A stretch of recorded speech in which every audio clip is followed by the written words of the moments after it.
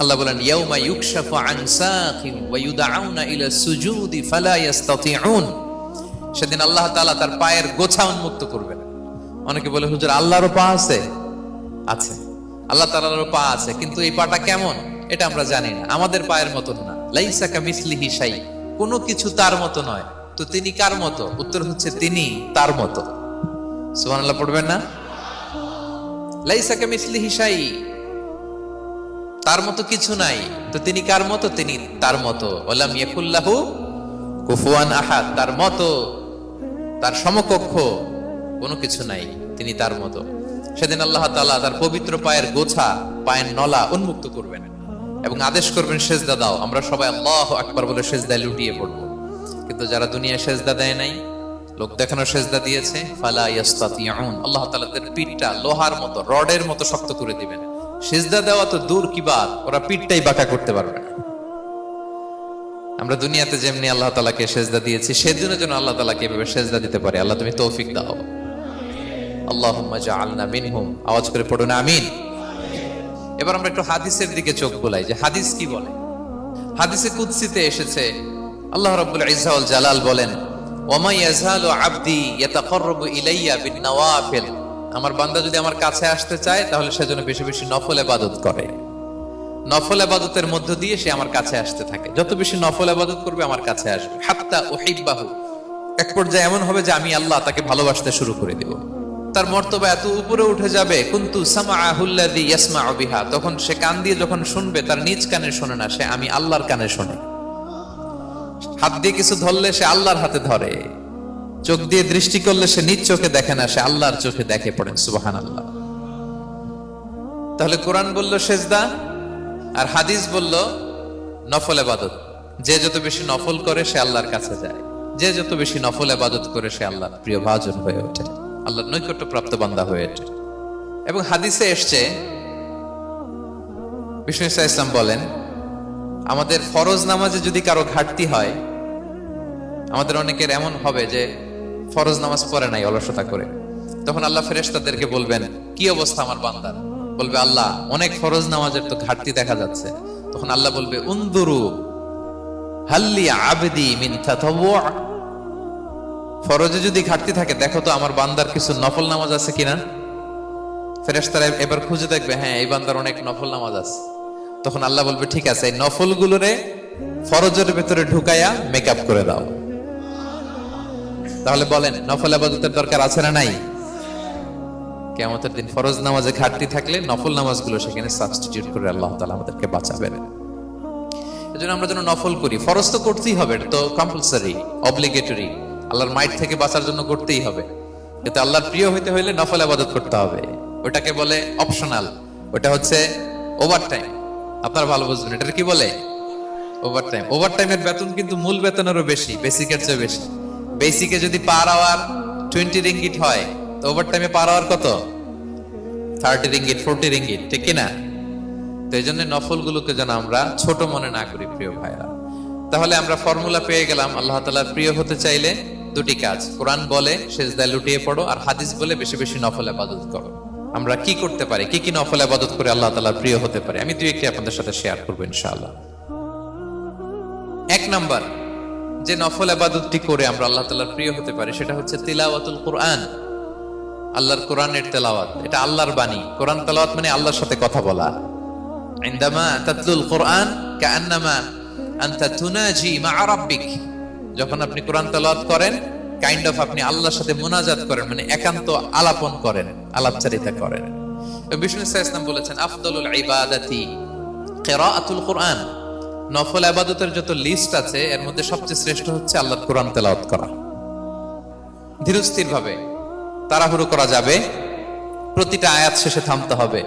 আলহামদুলিল্লাহি রাব্বিল আলামিন আর রহমানির রহিম মালিকি ইয়াউমিদ্দিন ইয়াকা না'বুদু ওয়া ইয়াকা নাস্তাঈন। টেনে টেনে বললাম, প্রতিটা আয়াত শেষেই থামলাম, ঠিক কিনা? এবং সহিহ বুখারীর বর্ণনা বিষ্ণু সাল্লাল্লাহু আলাইহি ওয়াসাল্লাম বলেছেন লাইসা মিন্না মান লাম ইয়াতাগান্না বিল কোরআন, যে কোরআনকে গুনগুনিয়ে সুর করে পড়ে না সে আমার উম্মত নয়। এবার বলেন, কোরআনকে সুর করে ধীরস্থির ভাবে টেনে টেনে থেমে থেমে পড়ার দরকার আছে না নাই? এভাবে পড়বেন তো সবাই? তারতিলের সাথে কোরআন পড়তে হবে।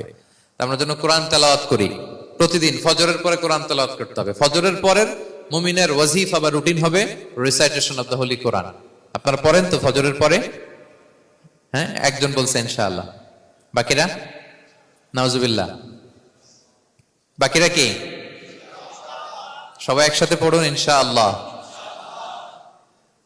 তাহলে নফল ইবাদতের 1 নম্বর লিস্ট হচ্ছে কোরআন তেলাওয়াত করা। আমরা বেশি বেশি যেন কোরআন তেলাওয়াত করি। আল্লাহ তাআলার প্রিয় হওয়ার যে পদ্ধতি, নফল ইবাদতের মধ্য দিয়ে আল্লাহ তাআলার প্রিয় ভাজন হওয়া যায়। এর 2 নম্বর তালিকা হচ্ছে আত-তাহাজ্জুদ বা কিয়ামুল লাইল, রাতের সালাত। কিসের সালাত? 2 রাকাত করে মাঝরাতে যে সালাতটা বিষ্ণু সাল্লাল্লাহু আলাইহি ওয়াসাল্লাম পড়তেন এটাকে বলে কিয়ামুল লাইল বা তাহাজ্জুদ। এক সাহাবী বললেন, ইয়া রাসূলুল্লাহ, আইয়ু সলাতি আফদালু বা'দাল মাকতুবা? ফরজ নামাজের পরে কোন নামাজ সেরা? বিষ্ণু বললেন, আস-সালাতু ফি জাওফিল লাইল, মাঝরাতে যেই নামাজটা পড়ো তাহাজ্জুদ, এটা সবচেয়ে সেরা।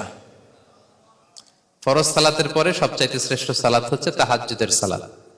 আল্লাহ তাআলা বলেন, ওয়া মিনাল লাইলি ফাতাহাজ্জাদ বিহি নাফিলাতাল লাকা আসা আইয়াবআসাকা রাব্বুকা মাকামান মাহমুদা।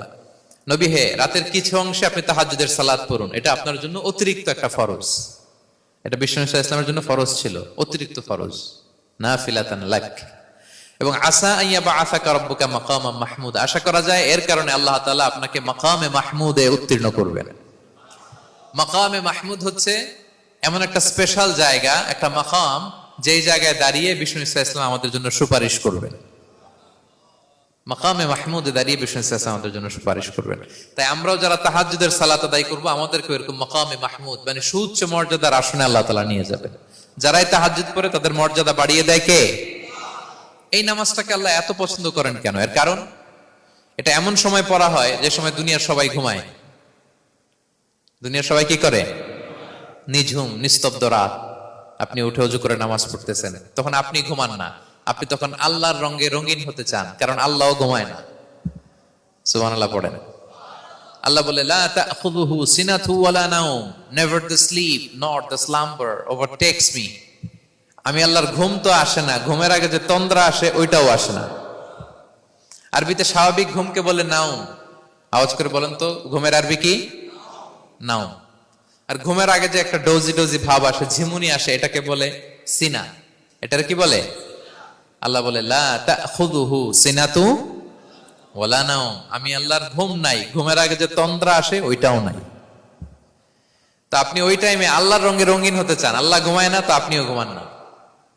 ঘুমের আর একটা গভীর নাম আছে, ওটার নাম হচ্ছে হুজুদ। আওয়াজ করে বলেন তো এটার নাম? ওটা মাঝরাতে, শেষ রাতে যে একটা গভীর ঘুম আসে, এটার বলে হুজুদ।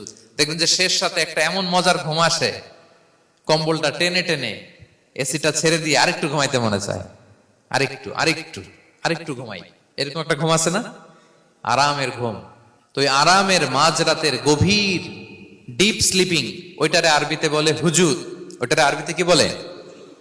এই হুজুদের ঘুমকে স্যাক্রিফাইস করে যে নামাজটা পড়া হয় ওইটাকেই বলা হয় সলাতুল হুজুদ বা সলাতুত তাহাজ্জুদ। পড়েন সুবহানাল্লাহ। হুজুদকে স্যাক্রিফাইস করে আপনি নামাজ পড়েছেন, এজন্য এই নামাজটার নাম সলাতুল হুজুদ বা সলাতুত তাহাজ্জুদ। ওয়া মিনাল লাইলি ফাতাহাজ্জাদ বিহি নাফিলাতাল লাক আসা আইয়াবআসাকা রাব্বুকা মাকামান মাহমুদা। আপনি যদি প্রশংসার স্থানে উন্নীত হতে চান তাহলে এই রাতের সালাত পড়তে হবে। বিষ্ণু সাল্লাল্লাহু আলাইহি ওয়াসাল্লাম দীর্ঘ সময় এই কিয়ামুল লাইলটা করতেন। সেজদায় কত লম্বা ছিলেন এটা তো একটু আগেই বললাম। কত লম্বা ছিল? এক একটা সেজদায় 50টা কোরআনের আয়াত তেলাওয়াত করা যায়, এত লম্বা সময় তিনি সেজদায় থাকতেন। সুবহানাল্লাহ। আর কত দাঁড়িয়ে থাকতেন এটার বলে লাভ নেই। দাঁড়িয়ে থাকতে থাকতে থাকতে থাকতে হাত ধরে যেত, এরপরে হাত ছেড়ে দিতেন, তারপর কোরআন তেলাওয়াত করতেছেন। আবার একটু ভালো লাগলে আবার হাত বাঁধতেন। দাঁড়িয়ে থাকতে থাকতে থাকতে থাকতে হাত্তা তাতাফাত্তারা কদামা, পা দুইটা ফুলে এরকম মোটা হয়ে যেত। আম্মা জান আয়েশা বলতেন, ইয়া রাসূলুল্লাহ কদ গুফিরা লাকা মা তাকদ্দামা মিন যামবিকা ওয়া মা তাআখার। আপনার তো এমনিই গুনাহ নাই, কিন্তু আল্লাহ ঘোষণা দিয়েছে আপনার আগের পরের সব গুনাহ মাফ। তা আপনার কোনো গুনাহই নাই, আপনি এত কষ্ট কেন করেন?